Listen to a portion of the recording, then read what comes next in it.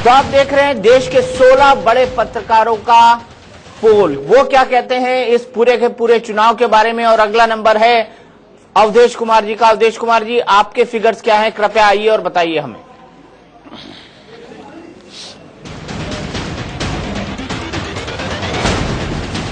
मुझे लगता है आप एनडीए को मेजोरिटी देंगे, ऐसा लगता है मुझे। मैंने इतना दीपक चौरसिया को झेला है तो मैं आत्मरक्षित दृष्टि से अभी तक कभी कोई आंकड़ा नहीं देता था, जो दिखता था वही। पहली बार मैंने अपने को सुरक्षित रखने के लिए आंकड़ा दिया है।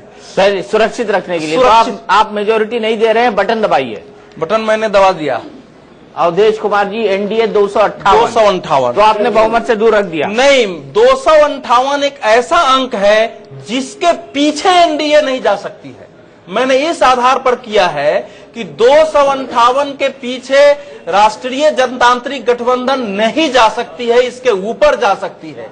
ये मेरे आकलन का आधार है। चित्रा जी, वो डिबेट जो करते थे हमारे साथ मोदी जी के बारे में, तो मतलब मुझे मोदी की लहर है 300 से ज्यादा ही, अगर उस दौरान हम बात करते तो बता देते कि 300 से ज्यादा एनडीए को मिल रही है। ये कहता हूं कि भारत के इतिहास का ये चुनाव सबसे ज्यादा रोमांचकारी, सबसे सघन बहस का, व्यक्तित्वों के इतने सघन टकराव का, सबसे ज्यादा ताप उत्पन्न करने वाला, सबसे ज्यादा मीडिया के लोगों के, सोशल मीडिया के इन्वॉल्वमेंट का और सबसे ज्यादा मतदाताओं के इन्वॉल्वमेंट का ये चुनाव रहा है। तो मैं जो कुछ बोलता था इन सबको आधार बना के बोलता था। और ये 258 में ये कह रहा हूं कि एनडीए इसके नीचे नहीं जा सकती। इसके नीचे नहीं जा सकता। अगला फिगर यूपीए को 125 दे रहे हैं, कांग्रेस को 100 से नीचे। मैंने बहुत कोशिश की कि ये कितना हो सकता है, तो 100 के ऊपर मेरे हिसाब से कांग्रेस नहीं जा रही थी। मैंने बड़ी लंबी कसरत की है, नहीं जा रही थी। लेकिन मैं कांग्रेस हमारे देश की इतनी पुरानी पार्टी है, थोड़ा मुझे उसका सम्मान रखना था, इसलिए यूपीए को मिला के हमने 125 किया है। और मतलब मैं सम्मान के खातिर किया है, नंबर्स के खातिर 125 के ऊपर, सम्मान के खातिर, नंबर्स के खातिर नहीं। जैसे 258 के नीचे एनडीए नहीं आ सकती है, वैसे ही 125 के ऊपर कांग्रेस और यूपीए नहीं जा सकती है। एक सवाल मेरा है, ये बताइए 1999 में 114 सीटें आई थी कांग्रेस पार्टी को और सबसे खराब प्रदर्शन रहा था, उससे भी ज्यादा बुरा करने वाली है कांग्रेस, आप ये मान रहे हैं? निश्चित रूप से उससे ज्यादा बुरा करने वाली है कांग्रेस, इसमें मुझे कभी कोई संदेह रहा ही नहीं है। और जो पूर्वांचल उत्तर प्रदेश का जो चुनाव हुआ उसके बाद की जो रिपोर्ट है, उसके बाद तो यूपी में मेरा से अगर आप स्टेट में पूछेंगे तो मैंने यूपी में कांग्रेस को केवल 6 सीट दिया है। अच्छा, अदर्स को आप दे रहे हैं 160। मैंने 160 इसलिए दिया है, अदर्स में मैं फिर कह रहा हूं कि ये मैक्सिमम है, इसमें से कमी हो सकती है अदर्स की। अदर्स 160 के ऊपर नहीं जाएगी, इसमें से कमी होगी और ये सीटें एनडीए की ओर भी जा सकती है। अलग अलग अगर पूछेंगे तो उसका मैं उत्तर दे सकता हूं। मैंने पहले ही कहा कि आत्मरक्षित न खेलने के कारण मुझे जितने हमले नेताओं के आपके झेलने पड़े और जितने उत्तर देने पड़े, उससे बचने के लिए मैंने ये सुरक्षित डाटा दिया। मतलब आपने अपने स्वभाव से समझौता कर लिया? मैंने स्वभाव से समझौता नहीं किया है। 16 तारीख को मुझे उत्तर देना है, मैं अपने उत्तरदायित्व का ध्यान रखते हुए मैंने ये आंकड़े दिए। अनुज जी, क्या है उत्तरदायित्व का ध्यान है? जी, लेकिन मुझे लग रहा है आप अपने आपको रक्षित नहीं आरक्षित कर रहे हैं, क्योंकि लोग आपसे इससे बड़े आंकड़े की उम्मीद कर रहे हैं और आप उनकी आशाओं पर तुषारापात कर रहे हैं। देखिए, बैठना मुझे और आपको है, आपने 250 देके अपनी रक्षा कर ली है, तो मैं मेरा कन्विक्शन है, इसलिए मैंने 258 नहीं, खैर 258 जो है वो ठीक है, वो उतना हो जाना ठीक है। मैं इतना ही मानता हूं, देखिए अगर मैं 250 देता दीपक जी, तो उसका अर्थ ये होता कि बीजेपी के नेतृत्व में सरकार नहीं भी बन सकती है, बन भी सकती है। अगर मैं 258 और 60 देता हूं तो इसका अर्थ यह है कि सरकार बननी निश्चित है। अब इसका मतलब बिहार और यूपी में तो कोई जादू नहीं चला ना, 80 सीटें नहीं आ रही है ना? नहीं, अब वो तो स्टेट पर आएंगे, उतना समय आएंगे तो 80 सीटें तो नहीं आ रही है जो उनको उम्मीदें थी। आपने कहा पूर्वांचल में जादू चला, तो आप यूपी और बिहार देखें, बिहार ने तो रोक लिया, 258 पर अटक रहे हैं। उत्तर प्रदेश में, बिहार में मैंने एकदम वहां भी सुरक्षित होते हुए 23 सीटें एनडीए को दिया है। अच्छा, यूपी में आपने कितना दिया?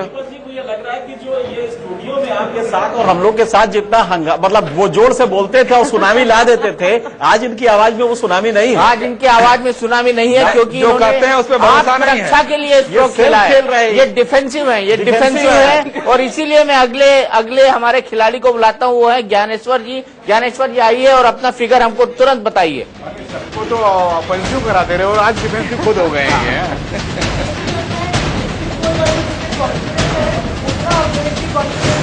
उतना अवधेश जी कंफ्यूज हो गए। मैंने आपको इतना कंफ्यूज आसाराम के मामले में भी नहीं देखा।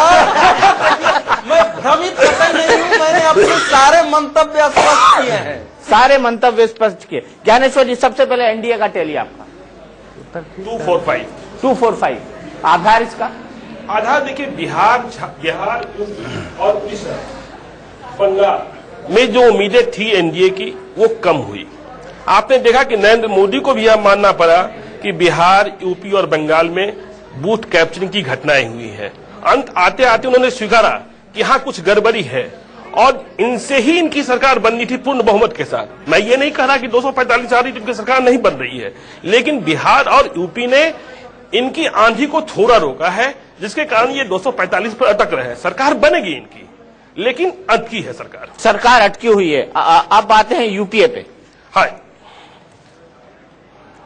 140 में 106 सीटें मैं कांग्रेस को दे रहा हूं। 106 सीटें 100 से ऊपर क्यों करा रहे हैं आप उनको? 100 से इसलिए करा रहा हूं कि बिहार में कांग्रेस और राजद ने अच्छा प्रदर्शन किया है, जो उम्मीद नहीं थी। यदि अकेले कांग्रेस लड़ती बिहार में तो 100 से काफी नीचे चली जाती। लेकिन जो लालू का, कितनी सीटें लड़ रही है कुल बिहार में? कांग्रेस 12 सीटों पर चुनाव लड़ रही है। बिहार में कांग्रेस 12 आपको लगता है कि 12 सीटें उसको 100 सीटें पार करा देंगी?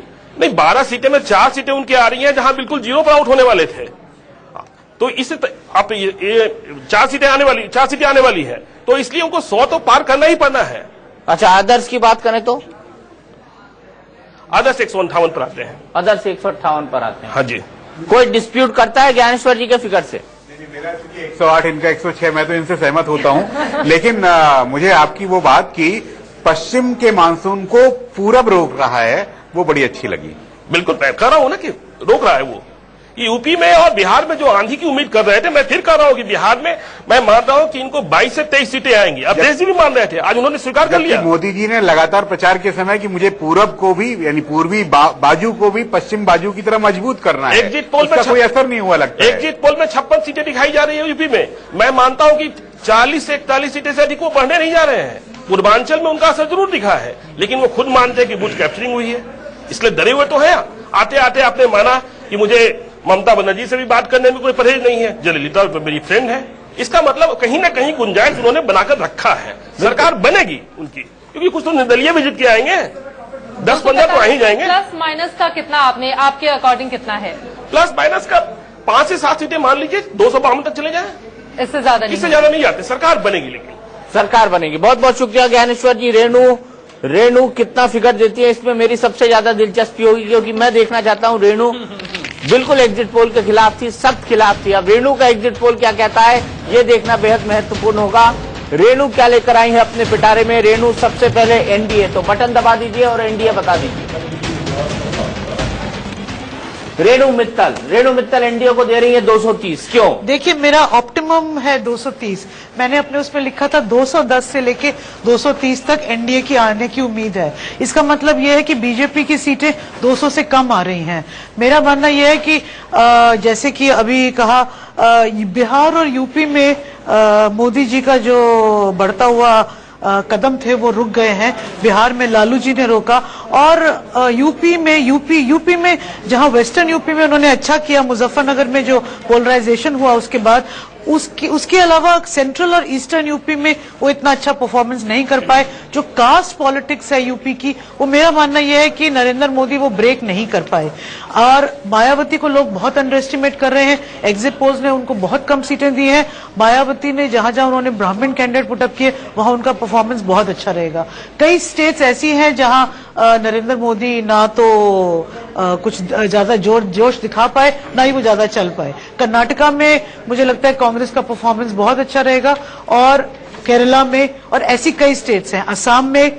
उसके अलावा जो बिहार में भी जो एक कॉन्फिडेंस बढ़ा है कांग्रेस का, और क्योंकि ये कहना मुश्किल है कि उनका 100 से कम आ रहा है। मेरा ये मानना है कि 100 से थोड़ा सा ही ऊपर आएगा यूपीए का।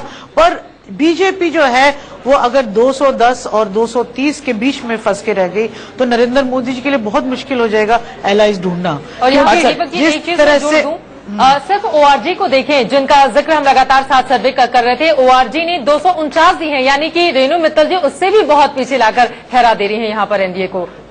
हाँ। ऐसा क्यों?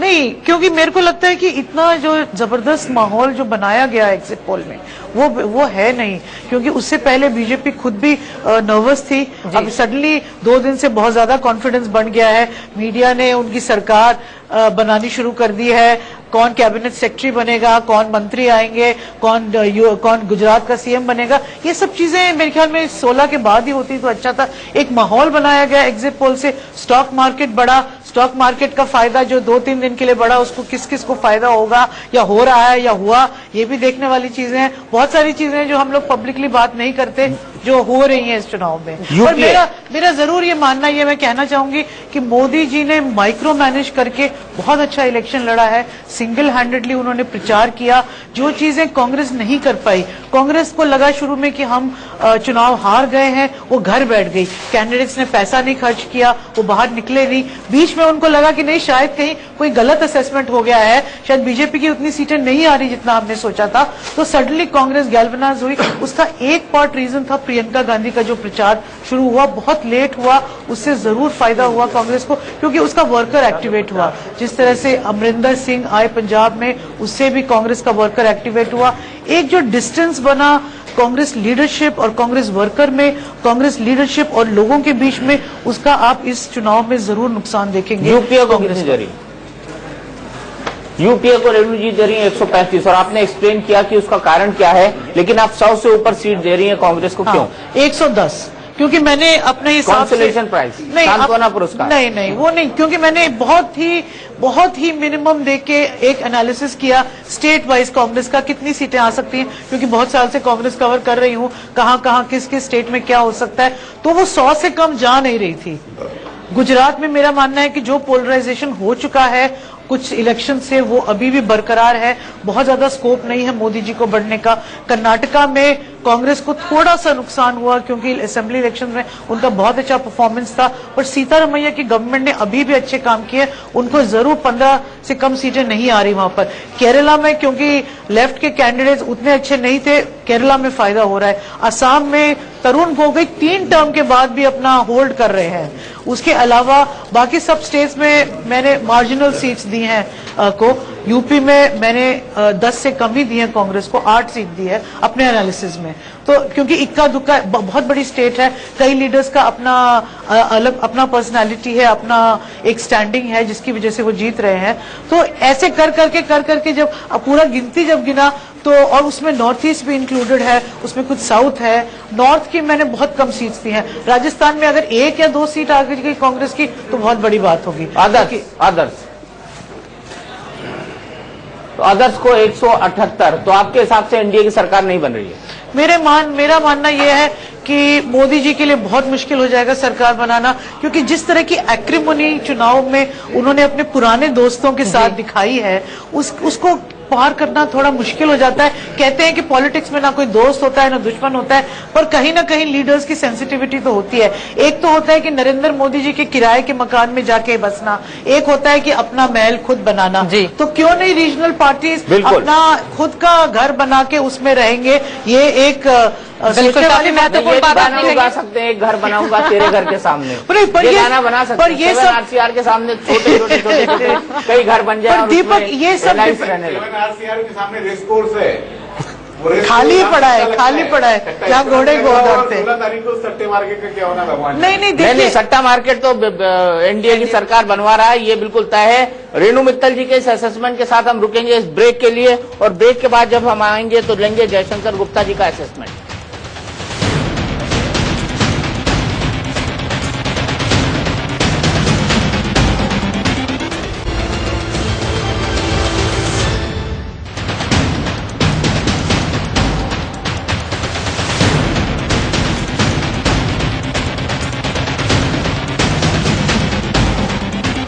16 तारीख को आने हैं नतीजे, लेकिन उसके पहले देश के जाने माने 16 पत्रकार दे रहे हैं अपना एग्जिट पोल। अब तक किन किन लोगों ने अपना एग्जिट पोल दिया है, आंकड़े क्या कहते हैं, जल्दी से उस पर एक नजर डाल लेते हैं। विजय संघवी जी का आंकड़ा, एनडीए के लिए 182 सीटें, यूपीए के लिए 110 सीटें और अन्य के खाते में इन्होंने दिए हैं 251 सीटें। आगे बढ़ते हैं, बात अब अनुज गुप्ता की कर लेते हैं।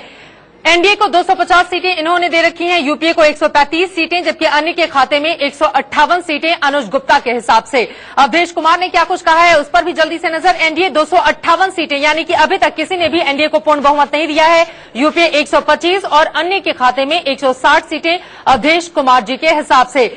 ज्ञानेश्वर जी ने क्या कुछ कहा है अपने आंकड़ों के साथ। एनडीए 245, यूपीए को 140 सीटें इनके अनुसार और अन्य के खाते में 158 सीटें जाती हुई दिखाई दे रही हैं। रेणु मित्तल जी ने क्या कुछ कहा है उस पर भी नजर। एनडीए 230, यूपीए 135 और अन्य के खाते में 178 सीटें। दीपक जी। बिल्कुल, तो हमने देख लिया कि तमाम हमारे साथी क्या कहते हैं, देश के बड़े पत्रकार क्या कहते हैं। अब मैं आमंत्रित करता हूं एनके सिंह जयशंकर गुप्ता जी को। जयशंकर गुप्ता जी आइए अपने फिगर्स के साथ, तो फिगर्स हमें बताइए कि आपका आकलन क्या कहता है, क्या देश में मोदी की सरकार बनेगी और हमारे अच्छे दिन आने वाले हैं कि नहीं। बिल्कुल, और सबसे ज्यादा महत्वपूर्ण यह है कि अभी तक जितने भी पत्रकारों ने अपने आंकड़े दिए हैं उसमें से 272 किसी ने भी नहीं दिए। आपके आंकड़े क्या कहते हैं जी। तो आपका पहला आंकड़ा है एनडीए 250, क्यों? देखिए, मेरा शुरू से ही मानना रहा है कि एक तो इसके लिए कांग्रेस की विफलताएं, कांग्रेस और यूपीए सरकार की विफलताएं ज्यादा जिम्मेदार हैं। कांग्रेस इस चुनाव में लड़ने से पहले ही चुनाव हार गई। मैदान में आने से ही उसके पहलवानों ने दम छोड़ दिया, लगा कि मतलब हम तो हार जाएंगे, हम तो मर जाएंगे। और पिछले जो 4 विधानसभा के चुनाव थे उनसे वो एकदम डरी हुई, मतलब लड़ने का उनका जज्बा ही खत्म हो गया था। तो ये तो सबसे बड़ा कारण रहा। दूसरा एक रहा कि जिस तरह से पूरे कारपोरेट लॉबी ने, मीडिया ने और नरेंद्र मोदी के सघन और आक्रामक चुनाव प्रचार ने एक माहौल बनाया, उस माहौल को देखते हुए तो अगर बात बनती तो 400 नीचे उनको सीटें नहीं मिलना चाहिए थी। मेरा मानना है कि अगर आज की तारीख में नरेंद्र मोदी नहीं भी होते, भाजपा का कोई और नेता भी होता, तो शायद जो हमारे आंकड़े हैं उसी के आसपास बैठता, क्योंकि कांग्रेस के प्रति एक नाराजगी थी और कांग्रेस में लड़ने का कोई जज्बा नहीं रहा था। तो आप पहले इंसान हैं जो कह रहे हैं कि नरेंद्र मोदी अगर नहीं होता तो भी यही आंकड़े आते। यकीनन मेरा तो यही मानना है। आपका ऐसा मानना है किसी का कि नरेंद्र मोदी ना, ये कहीं आप लगता है N K Singh sir, N K Singh ये तो पूरा मोदी का क्रिएशन है। बीजेपी तो डूब रही थी। मोदी का 8 करोड़ वोट थे बीजेपी के और कांग्रेस के 12 करोड़ वोट थे। आज उम्मीद ये है कि करीब 15 से 16 करोड़ बीजेपी को वोट मिलने जा रहे हैं। और कौन लाया ये वोट? तो इसका मतलब इनके इसका मतलब माना जाए कि कांग्रेस की विफलताएं नहीं रही, यूपीए सरकार की विफलता नहीं रही, वॉइड क्रिएट हुआ। बिल्कुल सही आप कह रहे हैं। मैं आपकी बात से सहमत हो सकता हूं। अगर नरेंद्र मोदी की लहर थी तो कम से कम भाजपा को और उसके सहयोगियों को 350-400 सीटें मिलनी चाहिए थी। जैसा कि 1984 में राजीव गांधी के पक्ष में एक लहर देखी गई थी।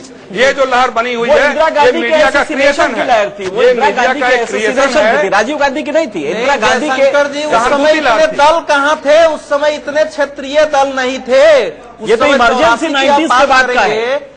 इस चुनाव में भारतीय जनता पार्टी के कार्यकर्ताओं को, समर्थकों को, संघ परिवार को फिर से जो है उत्साहित करके खड़ा करने की भूमिका नरेंद्र मोदी की थी।